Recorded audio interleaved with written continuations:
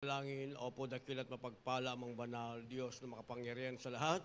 Aming pinakamamahal na Panginoong Hesus, Diyos na banayad sa pagkagalit, sa ganas, sa kahabagan, sa pangunang panalangin po ng aming ginagalang mahal Pastor and Time Prophet, Lord God. Maraming salamat po sa paglangis mo sa bawat bahagi na iyong balagawa ay natapos na tigit sa pagkilos mo mailam sa aming kalagitnaan sa iyong Santong Espiritu na nagbigay kalakasan mga puso at bagong lahat kami nagpakumbaba. Lalo abang lingkod sa aming po nagawang pagkukulang, pagkakamalit, pagkakasala, kabagan mo kami patawarin, lubos-labis po kami nagsisi, at sa aking mga labi, Lord God, ikaw pong maglagay, makatagat, dapat bigkasin, buksan mo pang unawa, kaisipan ng bawat nagpakinig, ikaw po aming tayong inaasahan, sa pangalan ni Jesus, and we bind the power of darkness, and we send doubt, Satan cast out, be bound into hell, and be there forever in the name of our dearest Jesus, we pray. Amen and amen. Everybody say, praise the Lord.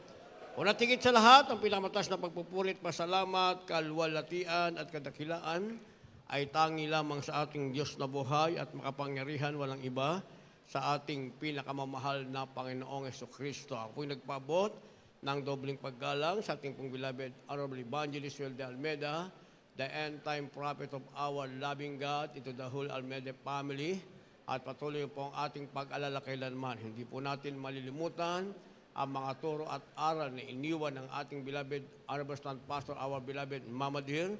At magandang hapon sa inyo lahat, sa lahat ng ating pinagpalang mga baguhan, at maging sa ating po mga viewers sa ating live webcast. Palakpakan muna natin ang ating pinakamamahal na Panginoon. Lahat magsabi ng praise the Lord.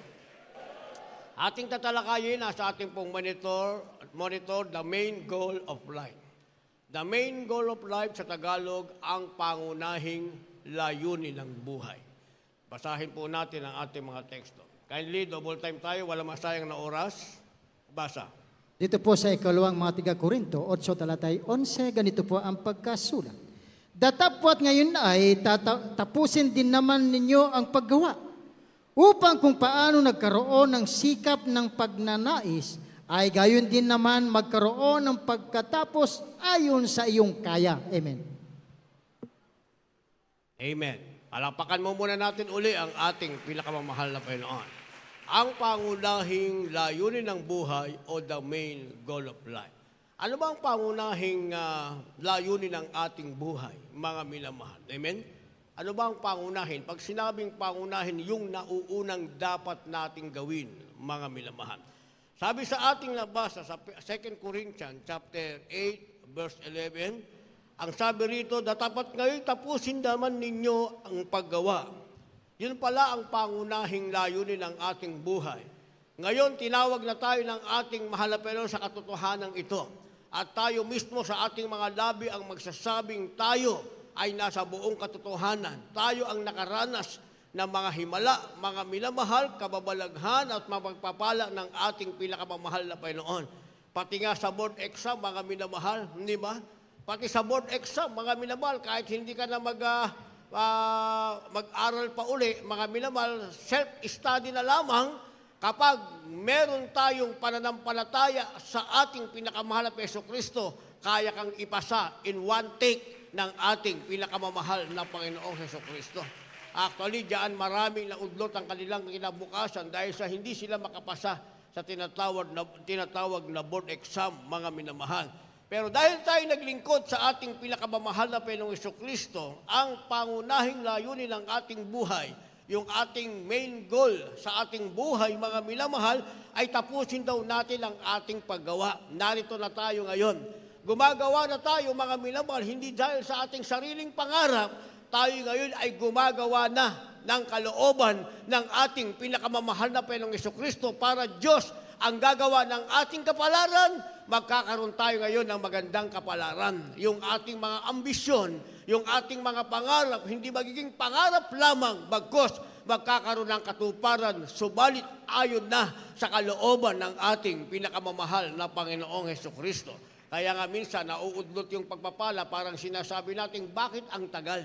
Kagaya ng ating mahal na kapatid kanina, bakit hindi siya maregular, mga minamahal? Anong pala, merong higit na pagpapalang inihahanda ang ating mahal na Panginoon. after 1.5 year na regular siya, na-promote pa, nadagdagan pa ang sweldo sa pangalan ng ating pinakamamahal na Panginoong Hesukristo. Ang ating main goal ay tapusin ang ating paggawa sa harap ng Diyos. Ang sabi, upang kung paanong nagkaroon ng sikap ng pagnanais, ay gayon din naman magkaroon pagkatapos ayon sa inyong kaya. Dahil meron tayong nais, sinasabi natin, mahal na Panginoon, maglilingkod ako sa iyo. Pagpalain mo lang ako, mahal na Panginoon, pagalingin mo ang aking karamdaman, baguhin mo ang aking buhay. Kagaya din ng ating mahal na kapatid kanina, mga minamahal, nilayasan siya ng kanyang asawa, sinama yung anak. Pag uwi sa bahay, lasing, wala na siyang mahal sa buhay, mga minamahal. Kaya napilitin siya na maglingkod sa mahal na Panginoon. Nagkaroon siya ngayon ng pagnanais, mga minamahal. Nagkaroon siya ng pagsisikap. Ang sabi niya, kung totoo ka, mahal na Panginoon, sa Jesus Miracle Crusade, pauwiin mo yung aking asawa. 1 dalo. Pagdating sa bahay, ang dinatnan niya, yung kanyang asawa, nandun na rin yung kanyang anak, mga minamahal. Pero, kamuntik nang masayang yung kanyang pagnanais. Bakit? Dahil sabi niya, pagkatapos nun, balik sa bisyo. Pag nadisgrasya, mangangako uli, balik sa bisyo, mga minamahal. Hindi ba? Hanggang sa isang araw, dumating na ang karamdaman sa kanyang katawan. At siya'y nanalangin muli, mahal na Panginoon, talagang hindi na ako babalik sa bisyo. Pinanghawakan niya. Nagkaroon siya ng pagnanais, pagsisikap, mga minamahal. 16 years ang nakaraan hanggang ngayon, pinagpala siyang lubos ng ating pinakamamahal na Panginoong Kristo. Kahit hindi siya nakapag-aral, mga minamahal.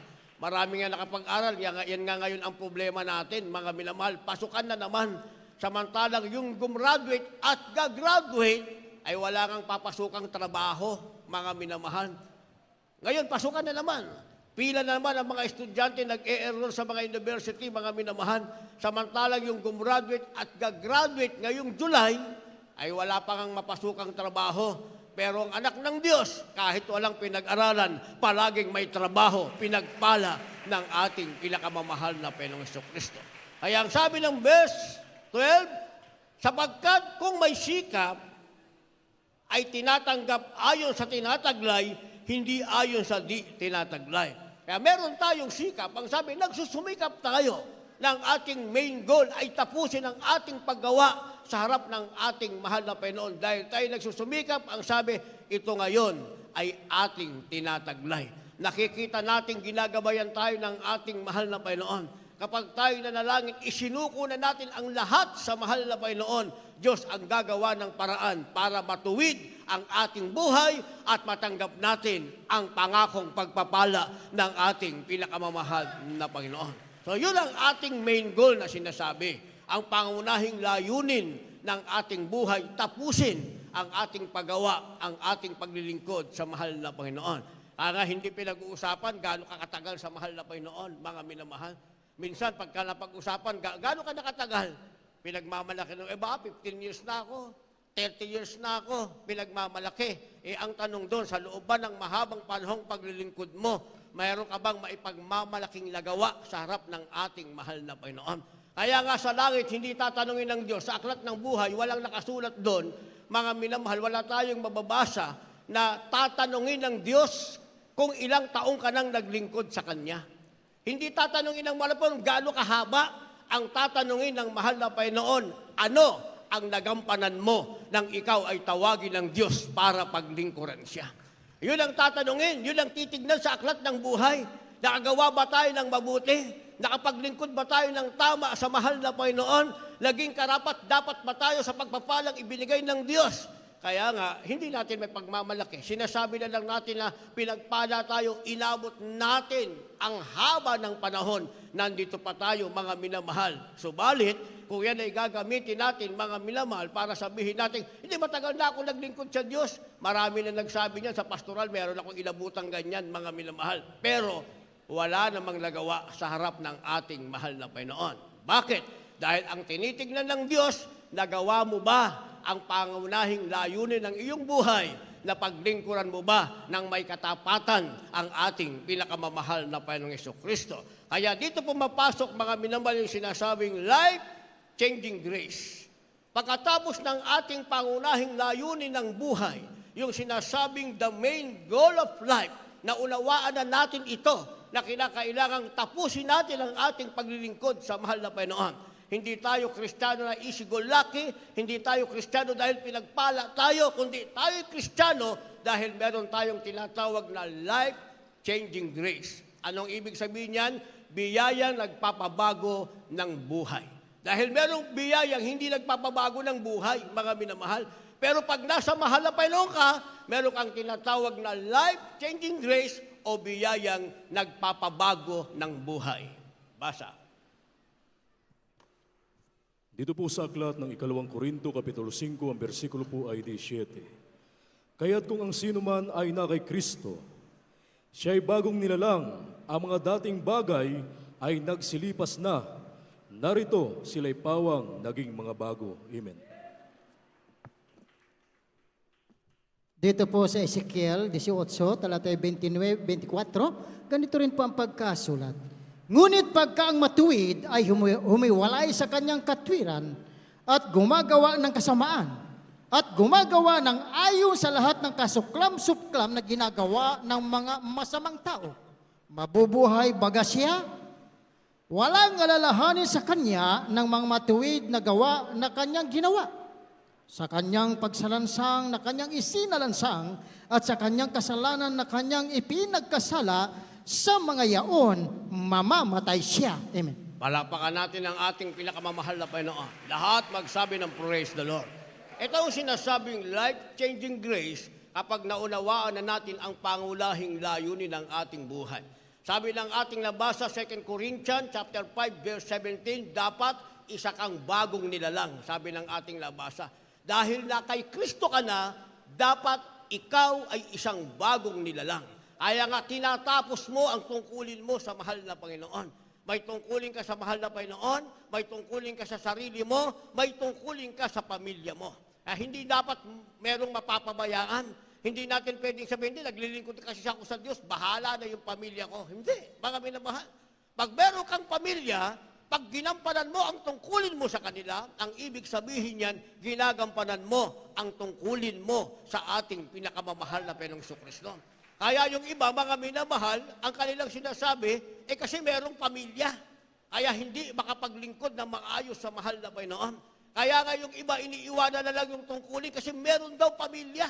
Pero hindi yun ang sinasabi ng banal na kasulatan.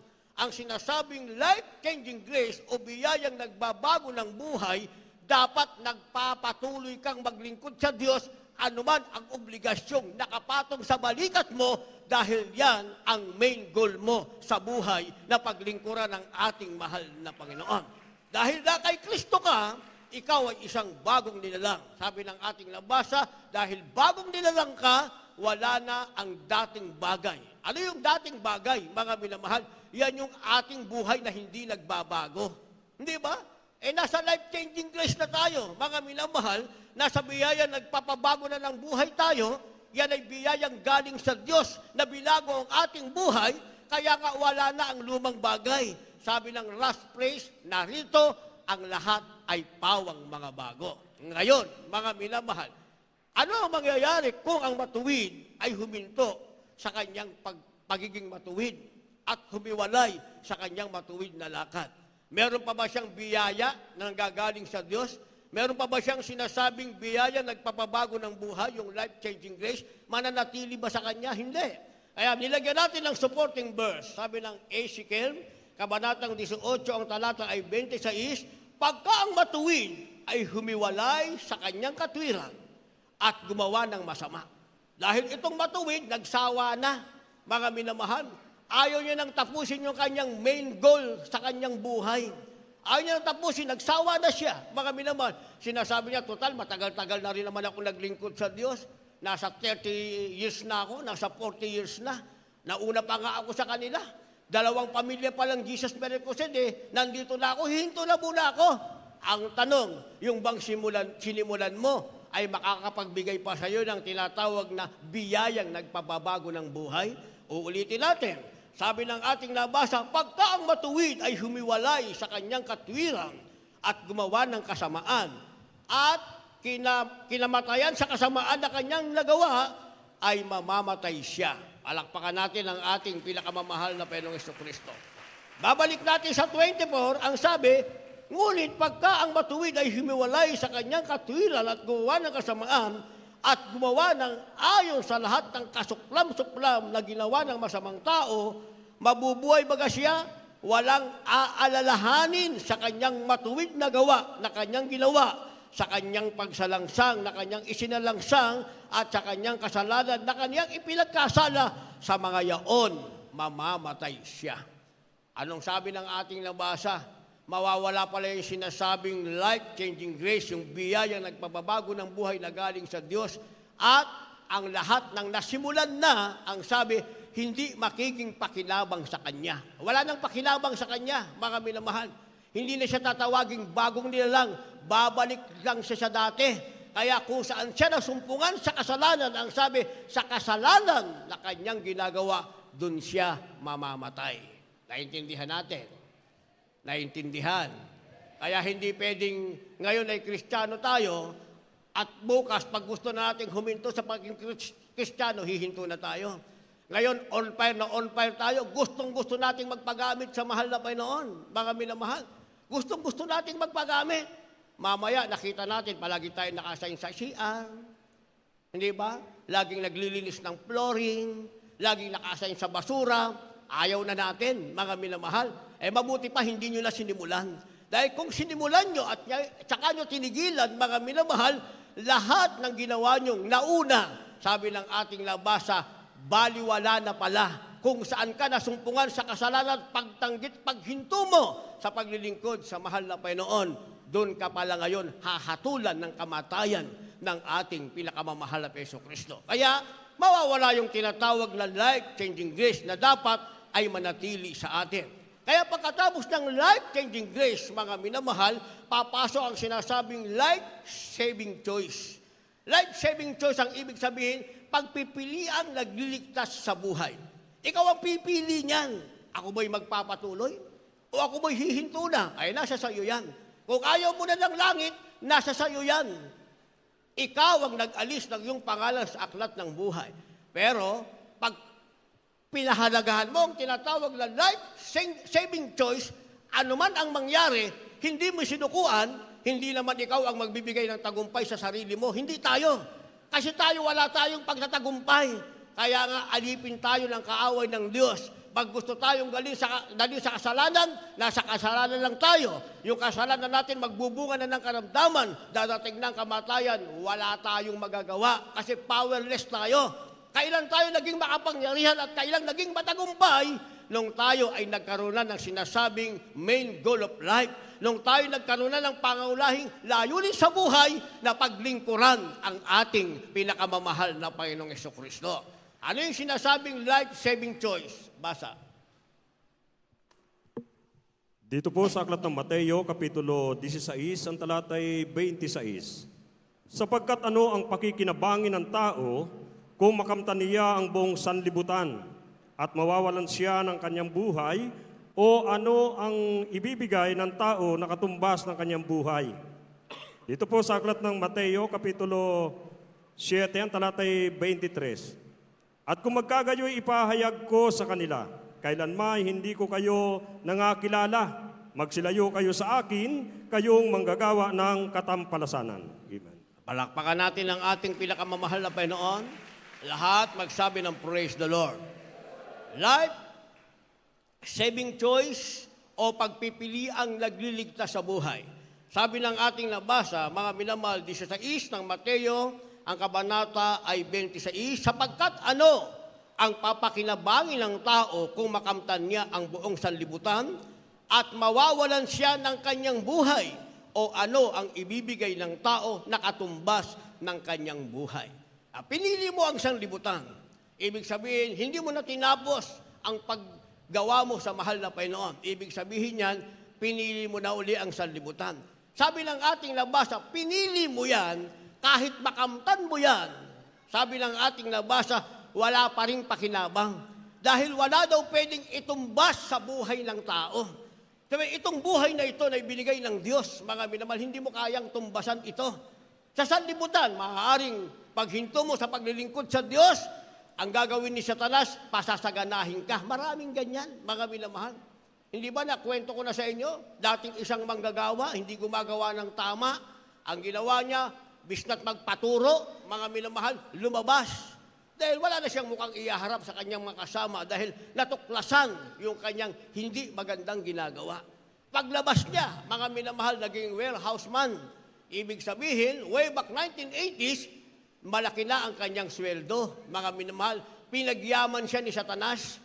Nakabili siya ng mga mamahaling damit niya, mamahaling alahas niya, at pagkatapos tsaka dumalo sa Amoranto. At ang mga workers na kanyang iniwang alam niyang nasa kahirapan, way back 1979 up to 80s, mga minamahal, ang blessing ng manggagawa, 5 piso lang. Anong ginawa niya? Ininggit niya. Ano? Tatagal pa kayo dyan? Sabi niya, ay gayahin niyo ko, tingnan niyo ko. Oh, mayaman, maraming pera, may alahas, bago ang damit. O kayo, 5 piso lang ang blessing niyo. Mapapagalitan pa kayo. Sabi ng ating mahal na magulang sa Panginoon, pabayaan niyo siya. Pag kumilos na ang mahal na Panginoon, ang kanyang pagsisisi hindi na makakarating pa sa trono ng biyaya ng mahal na Panginoon. Tama naman. Bakit? Inabutan ko na. Kasi pagdating ng 91, mga minamahal, kasi na-save ako ng 1989, September 27, nag-worker ako ng January 4, 1991. Inabutan ko na ang isang pangit na balita. Bakit? Ang sabi, habang siya daw ay nasa warehouse at may deliver ng bigas, siyempre matataas yan, nakasalansan, mga minamahal. Habang binibilang niya yung bunton na mataas na bigas, bumagsak isa-isa sa ulo niya. Pak, pak, pak, pak, pak, pak, pak. Itong ulo niya, lumubog, mga minamahal, dito. Lumubog. Sa madalit salita, sa hospital napunta. Sabi ng ating ginagalang mahal pastor, o dalhin ang lahat ng sasakyan, lahat ng magagawa, dalhin doon, ipakita sa kanya. Tingnan nyo kung ano ang ginawa sa kanya ng mahal na Panginoon. Hirap na hirap, mga minamahal. Kinakailangan bombahin nung kanyang labos para magkaroon ng hininga. Nung binitawan yung bomba, patay, tirik ang mata. Sabi ng ating ginagalang mahal pastor, yan ang ganti sa kanyang ginawa. Hindi ba? Pero ako, hindi na ako sumama. Hindi ko na kailangang makita pa. Alam ko na, mga minamahal, alam ko na. Sapat lang ang aking ketong ay gumaling, sapat na sa akin yon. Magpapatuloy na akong maglingkod sa ating pinakamamahal na Peso Kristo. Kinahabagan naman ako ng ating mahal na Panginoon. Hanggang ngayon, nandito pa rin ako by faith hanggang rapture, mga minamahal. Bakit? Dahil yan ang ating main goal sa ating buhay, ang pangunahing layunin natin sa buhay na paglingkuran ng tuloy-tuloy ang ating mahal na Panginoon. Kaya sabi rito, anong pakikinabangan ng tao? Mapasayo ang lahat ng kayamanan ng sanlibutan, mga minamahal. Meron ka bang kayamanang itutumbas sa buhay mo? Buhay na binigay ng Diyos? Meron kang proteksyon. Ano proteksyon mo? Ang kaaway mo, kaaway ng Diyos. Ang karamdaman mong inalis ng Diyos, hindi na ibabalik sa'yo. Dumating man ang kahirapan, sagana ka pa rin sa pangalan ng ating pinakamamahal na Panginoon. Bago mo pa ibuka yung labi ang Diyos, ay dumidilig na lang yung panalangin na pagkailangan mo ang ating mahal na Panginoon na ang Diyos ay kasama mo, hindi ka pababayaan. Ano ba nang mangyari? Ang pangako ng Diyos sa iyo ay magkakaroon ng katuparan.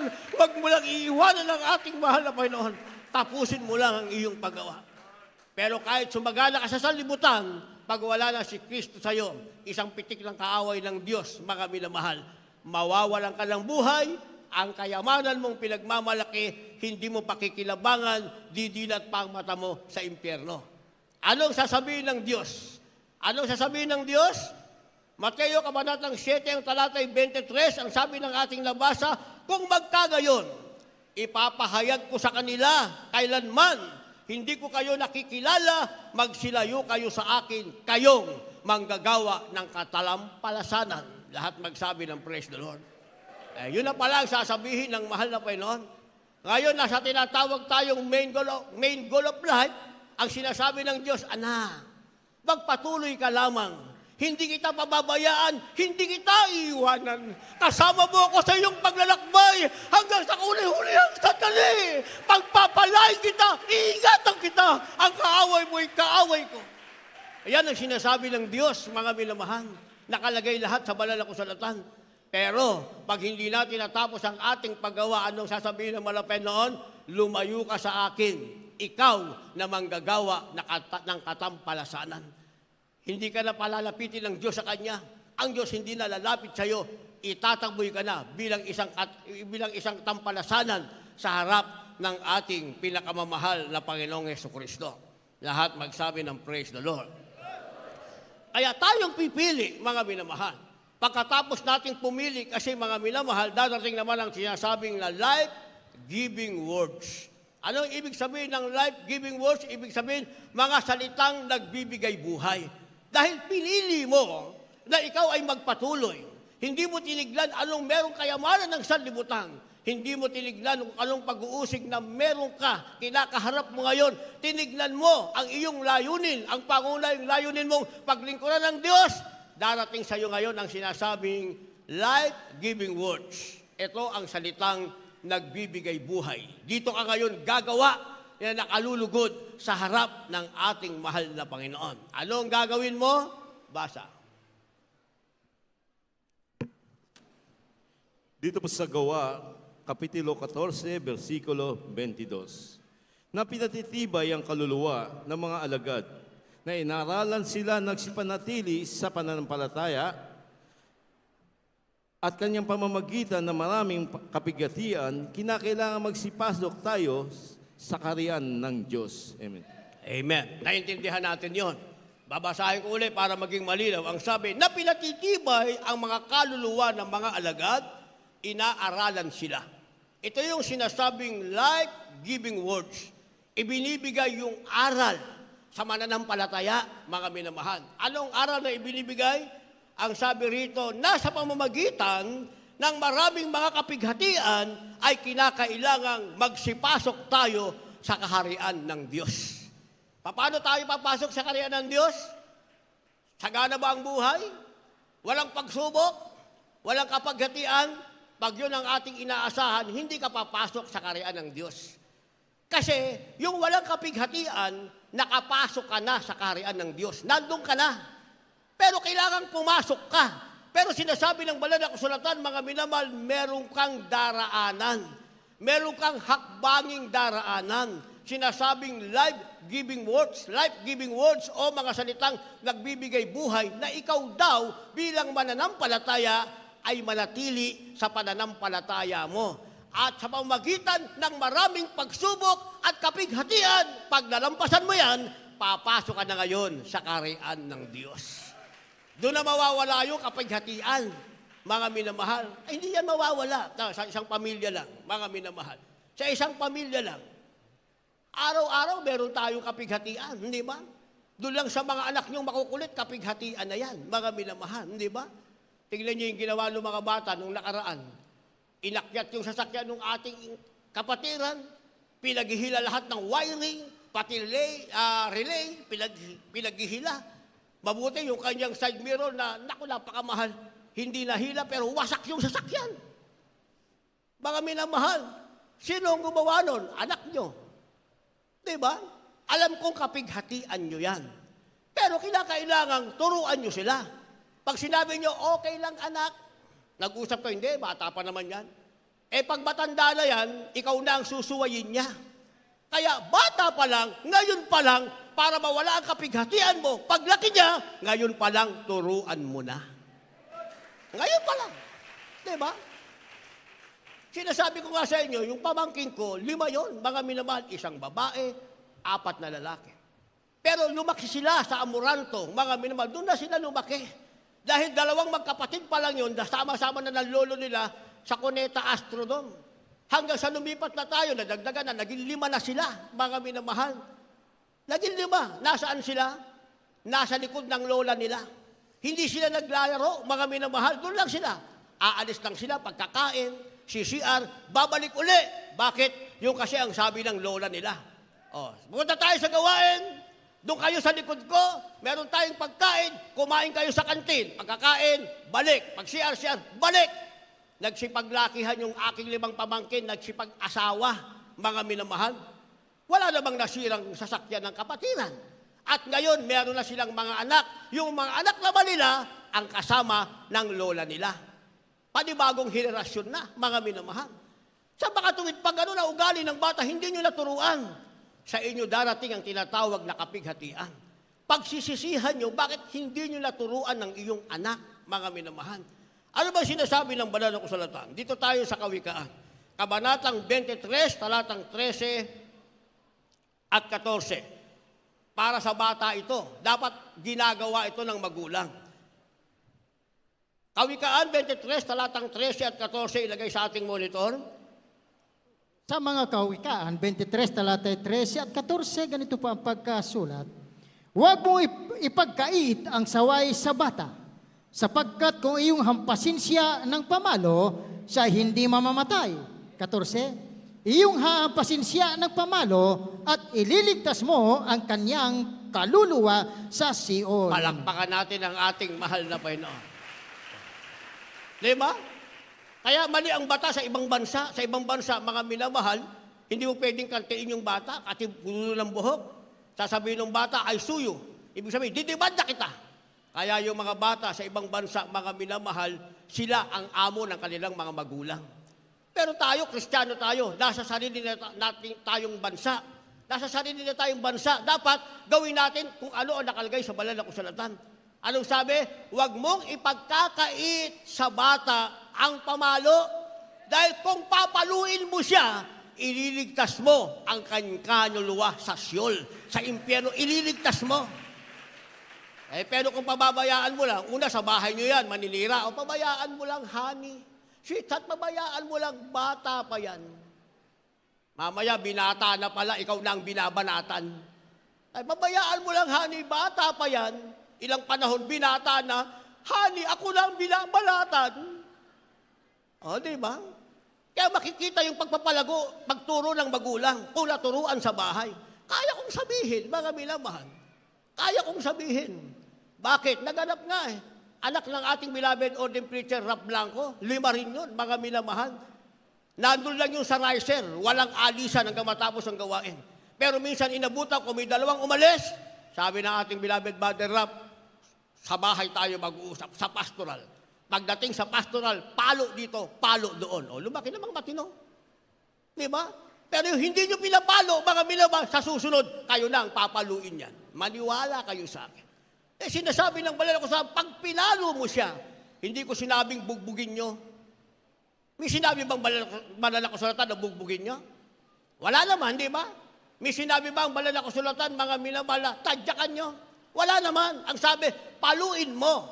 Meron kang tinatawag na godly indignation. Ibig sabihin, maka-Diyos na galit. Nagagalit ka, pinakikita mo sa anak mong nagagalit ka dahil mali ang kanyang ginawa. So, pagkatapos mo siyang pagalitan, o sabihin mo sa kanya, anak, kaya kita pinagalitan, kaya kita pinalo, dahil mali ang ginawa mo. O, di para ma-comfort, ibili mo ng Jollibee. Ano lang naman yun? Ako sasabihin ko sa harap nyo, yung aking 5 pamangking, ginulpi ko yun. Nakahalera lahat. Kasi namatay na maaga yung aking kapatid, 7 taong yung panganay, 7 taon. Sinama ko sila kung saan ako naka-assign, mga minamahal. Hanggang sa nagbinata na, isa-isa, hindi naman sabay-sabay. Kailangan may maiiwan doon sa mama nila. Baka naman magbikti yung mama nila, kinuha ko na lahat. Ako rin nagsabi sa kanilang mag-aral sila, kaya mga professional na, mga minamahal. Ginulpi ko yun isa-isa. Walang magawa yung mama nila. Umiiyak lang. Wala man sila magagawa sa akin. Pero pagkatapos kong gulpihin, magkakabati uli kami. Bakit? Dahil alam kong dapat kong gawin. Ipinakilala ko lang sa kanila na kung ano ang mali nilang ginagawa. O pagkatapos silang makilala, ay kahit masakit pa yung buntal ko sa kanila, okay naman. Hanggang ngayon, ngayon ay matatanda na, may edad na rin. May mga apo na, may mga anak lang, 3, 4 ang apo, okay naman ang aming relationship. Bakit? Dahil naibigay ko ang tamang turo. Ngayon, hindi ko sinasabing gulpihin nyo. Ang sabi dito, paluin mo, ipaalam mo sa kanya kung ano ang mali na kanyang nagawa. Naintindihan nyo? Naintindihan? Kasi ang tawag dyan, life-giving words, mga minamahal. Inaaralan mo siya. Anak, manampalataya ka sa Diyos. Ang pananampalataya sa Diyos, hindi yung during service, laro ka ng laro, sinisira mo yung mga sasakyan ng ating kapatiran. Bago tayo magpatuloy, paano ngayon yung gastos na nasira? 4 na anak yung sumira. Mamaya, kakausapin ko kayo, huwag kayong uuwi ng maga, hintayin nyo kung matapos doon sa taas. Kasi pag-uusapan natin yung naperwisyo ng anak nyo. Kasi kung sa sasakyan nyo ginawa yun, magagalit kayo o matutuwa. Sasabihin nyo, ay praise the Lord, sira na yung sasakyan ko. Yung ba sasabihin nyo, mga minamahal? Hahanapin nyo yung nanay ng bata, sis, congratulations, ang bait-bait ng anak mo. Pupunta ako nitong buong sasakyan, uuwi ako ngayon, sira-sira na ang wiring, wala nang relay, wala na akong ilaw. Yung ba sasabihin nyo? Mabuti na lang, yung ginawa ng ganon galing sa fasting, mga minamahal. Hindi ba? Eh, paano kung hindi galing sa fasting? Buti na lang merong long temperance, may perseverance, may pagtitiis, mga minamahal. Galing sa fasting eh. Eh, paano kung sa inyo ginawa yan? Eh, mamaya, pag-uusapan natin ng damage, babayaran nyo. Ngayon, kung yung anak nyo, hindi nyo masuheto, palagay ko hindi para dito yung anak nyo. Ihanap nyo ng lugar kung saan sila nararapat. Pero hindi para sa Marilao. Siyempre, kasama kayo, hindi na rin kayo para sa Marilao. Kaya kung gusto nyo sa Marilao, turuan nyo yung anak nyo. Isasama namin kayo sa panalangin, sa pangunang panalangin ng ating mahal na magulang sa Panginoon. Pero pag hindi nyo tinataas ang inyong kamay sa mga anak nyo, walang mangyayari. Pag sinabi nyo, anak, okay lang yan. Sabi nung anak nyo, okay lang pala. 4 lang sila ngayon. Sa susunod, 8 na yan. Sa susunod, 16 na yan. Sa susunod, laki na ng problema natin. Wala nang dadating na may sasakyan dito kasi pagdating dito, buwang sasakyan, pag uwi, wasak na ang sasakyan. At sa susunod, yung sasakyan nyo na ang wawasakin nila. Naintindihan nyo? Naintindihan ng mga magulang. Isipin nyo, bata naman yan, mga minamahal. Hindi ba? Ang pag-iisip ay 100% complete. Samantalang ako, meron naman akong 2 bagong alaga, mga minamahal. Ipinangalan ko sa dati kong mga aso na wala na. Pinangalan ko ng Norky, wala na si Norky. Si Ranger, ipinangalan ko rin dahil wala na. Mga tuta pa yan eh. Tawagin mong pangalan, o yan pangalan mo. Hindi ka papansingin yan. At pagkatapos, pag natulog ka na, sisirain lahat ng gustong sirain. Pero habang lumalaki yan, mga minamahal, hambalusin mo na kung ano yung sinira, yun ang ihambalos mo sa nguso niya. O, sinira mo yung tsinelas ko, hambalusin mo ng tsinelas. Di ba? O ngayon, lumalaki na yung mga alaga ko. Alam nila ang taas ng kamay ko. Pag ang kamay ko tumaas ng paganon, ibig sabihin, hahambalusin ko sila. Tahimik, nasa sulok mo kang kawawa. Ganyan, no? Pero pag ang kaway ko naman ay ganon, ibig sabihin kasi aalis kami, o bye-bye, alis na kami, bantay kayo rito, nakatingin lang. Sa isip-isip, boss, huwag ka na babalik ah. Hindi, sabi niya, boss, babalik ka. Kasi pagbalik namin, talo-talo niyo, tuwa-tuwa. Ay, naturuan ko na naman. Naturuan ko na naman, mabilis lang silang turuan. At sila rin, mga minamahal, ay good guard. Bakit? Dahil kaluskus lang, mga minamahal, talagang tatahol sila. Aso yun, natuturuan natin ang tama. Kinakausap mo, tinuturuan mo, kung ano isira, yun ihampas mo sa uso niya. Eh, di ba tututo? O alam ka naman, ihampas nyo sa anak nyo sumira ng sasakyan, sasakyan din. Sabi ni Brother Louie, kung ano sinira, ihampas nyo yung sasakyan. Sabi, turuan nyo. Sabi ng banal na kasulatan, paluin nyo ang bata. Dahil pag pinalo mo siya, maliligtas mo ang kanyang kaluluwa sa impyerno, sa Sheol, mga minamahal. Kasi kasama yan sa ating kapighatian. Ibig sabihin, bilang mga magulang, yung pagpapalaki sa anak, mga minamahal, kapighatian natin yan. Kasi once upon a time, hindi naman kayo magulang kagad. Kayo ba nung isinilang, magulang na kayo? Hindi naman, di ba? Pasaway nga kayo sa nanay at tatay nyo. Kailan kayo naging maayos na tao nang makilala nyo ang ating pinakamamahal na Panginoon. So, yan ang aral na ibibigay nyo sa inyong mga anak, sa inyong mga apo. Hindi naman yung pag pinagalitan nyo, 1 linggo na hindi nyo pa pinapansin. Suwail kang bata ka, lumayas ka dito. Hindi dapat ganon, mga minamahal. Hindi ba? Kaya nga, merong bata, wala siyang marinig, kundi pangit na sinata sa kanilang tahanan. Pag nag-awa yung nanay at tatay, sabi nung tatay, ikaw, na bruha ka. Sabi naman nung babae, ikaw, satanas ka.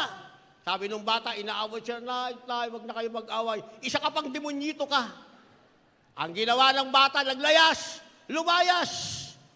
Ngayon, nakalimutan niya pabalik. Kasi bata pa siya. Nakita ng pulis natutulog sa park. Ginising, boy, bakit dito ka natutulog? Naglayas po ako. Saan ka nakatira? Kasi itutuloy ko muna yung kwento ko. Sabi nung tatay, makalayas nga sa impyernong bahay na ito. Kaya nung makita ng pulis yung bata, sabi ng pulis, boy, ba't nandito ka? Saan ka nakatira? Sa impyerno po. Sabi ng tatay niya, sa impyernong bahay daw Anong pangalan ng tatay mo? Satanas po. Yung nanay mo, bruha po. Natataranta yung pulis, hindi ba? Ikaw, anong pangalan mo? Demonyote po. Yun ang tawagan nila sa bahay Hindi maayos na aral, mga minamahal. Di ba? Kaya pag pinagalitan nyo yung mga anak nyo, mga minamahal, pagkatapos ng pagalit, i-comfort nyo na. Hindi yung isang linggo na ayaw nyo papansingin. Ngayon yung pilalo, ngayon yung i-comfort. Anak, halika na dito. Doon tayo sa Jollibee, kahit wala akong pera, i-blow out kita kasi mahal na mahal kasi kita. Huwag ka lang gagawa ng hindi maganda. Di ba? Ako ganyan kasi ginawa ko sa mga pamangking ko Kaya ngayon, magkaka-vibes naman kami, mga minamahal. Di ba? Magkaka-vibes naman kami. Ganun lang naman. Ibig sabihin, ginagamit natin yung tamang aral na sinasabing life-giving words o masalitang nagbibigay buhay. Gayon pa man, meron tayong kapighatian. Pero ang kapaghatian na hindi paraan para mawala ang ating main goal sa ating buhay. Kundi, ang sabi, stepping stone ito. Ito ang ating tungtungan para tayo makapasok sa buhay na walang hanggan. Kaya, pag nakapasok na tayo sa buhay na walang hanggan, anong tawag dyan? Anong tawag? Basahin nyo lang kung nakasulat na dyan. Anong tawag? Lakasan nyo, anong tawag? Ano sa Tagalog? Ayun. Hindi ba? Kasi meron tayong main goal of life, pumapasok tayo sa life-changing grace, meron tayong life-saving choice, at meron tayong life-giving words. Ang conclusion niyan, sinasabing happy life. Last verse, maghanda ating manugtog, mga magpawid. Dito po sa Apokalipsis 21, talatay 3 at 4, ganito po ang pagkasulat. At narinig ko ang isang malakas na tinig mula sa luklukan na nagsasabi, narito, ang tabernakulo ng Diyos ay nasa mga tao, at siya ay mananahan sa kanila, at sila ay magiging mga bayan niya. At ang Diyos din ay sa kanila, at magiging Diyos nila.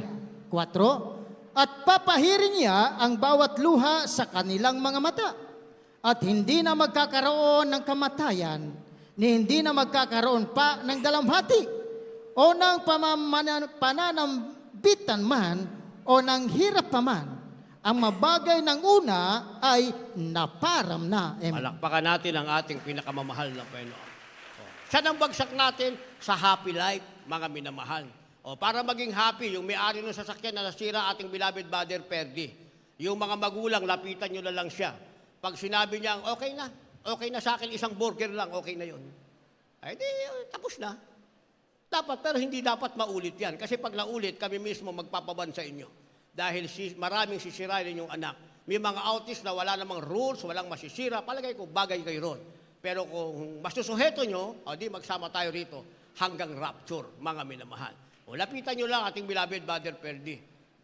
Tanungin nyo anong naging sira, magkano expenses, mga minamahal, at kung ano pagkasunduan nyo, dapat ang resulta niyan, tinatawag na happy life. Naintindihan natin? Masayang buhay.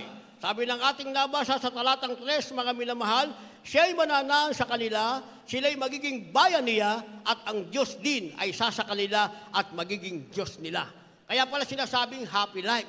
Tayo magiging bayan ng Diyos, ang Diyos ay sa atin, at ang Diyos ay magiging bayan tayo ng ating pinakamahal na Jesucristo. Bilang bayan ng Diyos, sabi ng verse 4, papahin niya ang bawat luha sa kanilang mga mata, hindi na magkakaroon ng kamatayan, hindi na magkakaroon pa ng dalamhati o ng pananambitan man o hirap pa man, ang bagay ng una ay naparam na. Palakpakan natin ang malakas na palakpak ang ating mahal na Panginoon. Lahat magsabi ng praise the Lord. Kaya ang maligaya nating kalagayan, yung nasa piling na tayo ng mahal na Panginoon. Habang narito tayo mga minamahal, kailangan natin ng tinatawag na kapaghatian.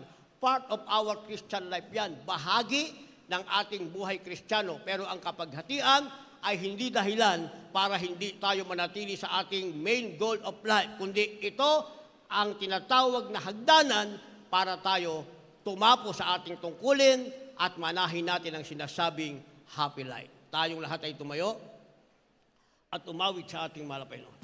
Pasalamatan natin ang ating mahal na Panginoon sa ating buhay na ito na mga minamahal. Na kung hindi dahil sa Diyos, mga minamahal, wala tayong matatamo. Kasi ang pagsubok nasa sanlibutan yan, mga minamahal. Tingnan niyo yung trend sa India, mga minamahal, na wala sa Riles, ang namatay 200 plus, ang nasugatan 800 plus, almost 1,000, mga minamahal. Dumaan si Betty, marami tayong kababayang napahamak ang pananim, at meron din mga nawala, mga minamahal. Pero tayo, minsan may pagsubok, pero nandito pa rin tayo sa matamis at presensya ng ating pinakamalapit sa Kristo. Tayo umawit. Salamat sa'yo. Pasalamatan natin ang ating malapit sa buhay natin ito. Mga dala niyong bisita, dali niyo sila sa harapan. Gusto nila ng happy life, dali niyo sila sa harapan. Dahil sa'yo ay Wala tayong matatanong kundi dahil sa ating mahal na Panginoon. sa mga pagsusumikap ko. Kaya sa bawat sandali, mga dala niyong bisita, dali niyo sila sa harapan. Sabihin natin, sa'yo ako'y magpupuri.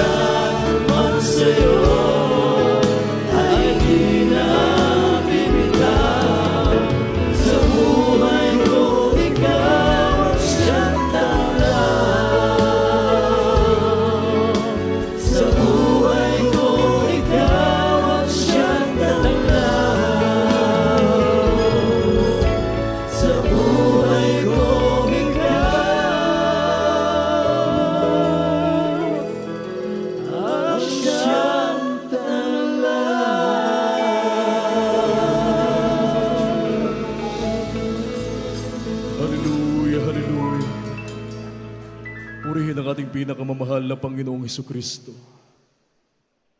Para sa ating mga minamahal na mga bisita sa araw pong ito na lumapit sa harapan,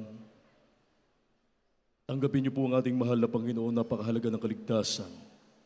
Kayo po ay pinagpalang lubusan ng ating dakilang Diyos, sapagkat alam naming ang mahal na Panginoon mismo ang siyang nagdala sa inyo dito sa tunay na iglesia ng ating mahal na Panginoon.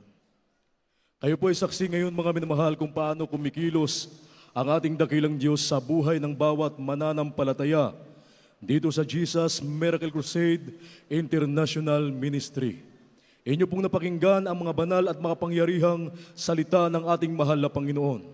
Maging ang mga tanda, mga kababalaghang magawa ng ating pinakamamahal na Panginoong Hesukristo, ang mga buhay at pinagpalang patutuo. Inyo pong napakinggan mga minamahal. Kung inyo pong ibigay ang inyong buhay sa ating dakilang Diyos, inyong paglingkuran ang ating mahal na Panginoon, kayo rin ay pagpapalain ng ating dakilang Diyos. Mayroon pong 4 na reglamento ng kaligtasan, mga minamahal, na ito po ay magiging susi upang mabuksan ang mga pintuan ng langit at kayo po ay maging tagapagmana ng walang hanggang buhay. Ang una po, pananampalataya. Kailangan sumampalataya ka sa Diyos, sa nag-isang Diyos na bumaba mula sa langit at nahayag bilang isang tao upang magdusa at mamatay sa krus ng Kalbaryo para sa kasalanan ng buong mundo at nabuhay maguli upang patunayan na siya ang nag-iisang Diyos, wala nang iba kundi ang ating pinakamamahal na Panginoong Hesukristo. Ang ibig sabihin ng pananampalataya, paniniwala at pagtitiwala sa ating dakilang Diyos. Ang pangalawa po yung tinatawag na makadiyos na pagsisisi. Kailangang pagsisihan mo ang lahat ng iyong mga nagawang pagkakasala at iwanan ang makasalanang buhay na kailanman ito po ay hindi mo nababalikan. Kapag nakita ng ating dakilang Diyos na nais niyo pong totoong magbago upang maging banal sa harapan ng ating mahal na Panginoon, kayo po ay kanyang tutulungan. Ang pangatlo po ay bautismo sa tubig sa pangalan ng ating pinakamamahal na Panginoong Hesukristo. Yan po ay nakasulat sa Aklat ng mga Gawa, Kapitulo 2, ang bersikulo po ay 38. Ang sabi ng Biblia, magsisi kayo at magbautismo ang bawat isa sa inyo sa pangalan ni Hesukristo sa ikapagpapatawad ng inyong mga kasalanan at tatanggapin ninyo ang kaloob ng Espiritu Santo. Ito po ay hindi pag-anib sa panibagong relihiyon o isang sikta. Hindi po mga minamahal, ito po ay pagsasakatuparan kung ano ang isinagawa ng mga apostolis 2,000 taon na ang nakalipas. Patuloy po nating isasagawa ang bautismo sa tubig sa pangalan ng ating pinakamamahal na Panginoong Hesukristo. Nawa, hindi niyo po lisanin ang lugar pong ito na hindi niyo nasunod ang ikatlong susi o reglamento ng kaligtasan. Bautismo sa tubig sa pangalan ng ating pinakamamahal na Panginoong Hesukristo. Ang pang-apat po mga minamahal, bautismo ng Espiritu Santo. Ang ating dakilang Diyos, Kanya po kayong babautismuhan ng Kanyang banal na Espiritu sa takdang panahon habang kayo po ay nagsusumikap, naganapin ang banal na kalooban ng ating dakilang Diyos at sa inyong pagpapatuloy sa pagdalo sa paglilingkod sa ating mahal na Panginoon. Ang banal na Espiritu na may tanda ng pagsasalita ng iba't ibang wika, yan po ay inyong mararanasan mga minamahal. Ang ika-4 na reglamento ng kaligtasan, bautismo ng Espiritu Santo. Ang inyo pong gagawin ngayon, pakitaas po ang inyong mga kamay.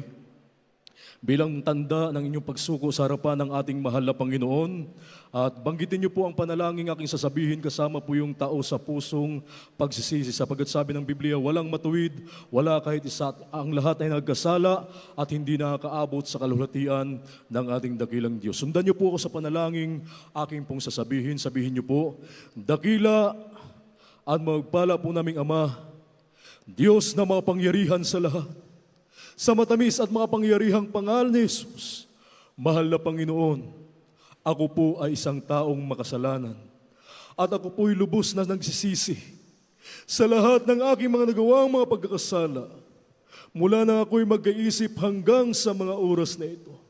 Mahal na Panginoon, kahabagan mo po ako at patawarin. Iligtas mo po ako, maging ang aking mga mahal sa buhay. Gawin mo po akong tunay na Kristiyano sa isip, salita, sa gawa at sa katotohanan, tagapagmana ng walang hanggang buhay.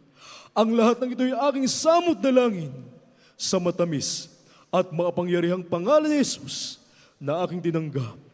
Amen. Hallelujah, hallelujah. Kami na po manalangin para sa inyo. Hallelujah, hallelujah. Dakila at magpala po namin ang masalangit Diyos na mapangyarihan sa lahat. Sa matamis at mapangyarihang pangalan mo, aming pinakamamahal na Panginoong Hesus, ng dalangin ng aming minamahal at ginagalang na Ebanghelista, aming pong minamahal na Pastor Wildy Estrada Almeida, ang banal na propeta. Sa huling kapanahonang ito, dakilang Diyos, kami nagpupuri at nagpapasalamat sa iyo, mahal na Panginoon, sa araw pong ito, dakilang Diyos, sa aming mga minamahal na mga bisita, dakilang Diyos, mga minamahal na baguhan na tumanggap sa iyo, mahal na Panginoon, pagpalain mo sila, dakilang Diyos, kahabagan mo sila, iligtas mo sila, maging ang kanilang mga mahal sa buhay. Pagkalooban mo po, dakilang Diyos, ng pagkakataon na sila ay aming makasama sa paglilingkod sa iyo hanggang sa iyo maligayang pagbabalik. Ang lahat ng ito ay aming samot na langin sa matamis at mapangyarihang pangalan ni Jesus. Hallelujah, hallelujah. Praise the Lord, praise the Lord. Purihin ang ating pinakamamahal na Panginoong Jesucristo. At tayo po mga kapatid ay tuloy-tuloy na sa lahat po ng ating po mga pangailangan. At ang buong pagkataon po ay akin na pong ipinagagaloob sa ating beloved ordained preacher, Fred Ignacio.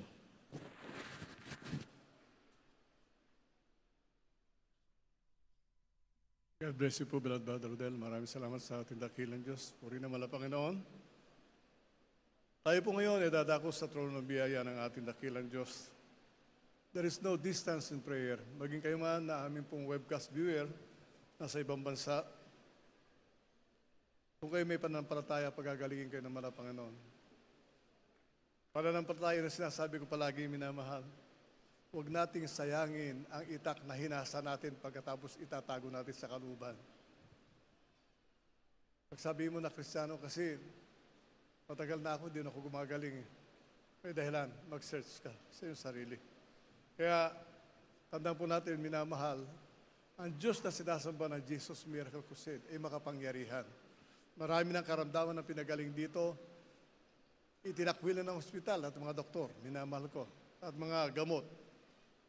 Di sila gumaling. Ngunit na sila po'y dumalo ng Jesus Miracle Crusade. Pinagaling sila ng ating dakilang Diyos. Kaya tayo po minamahal ko yung manalangin, praise God, at ating mga pangailangan.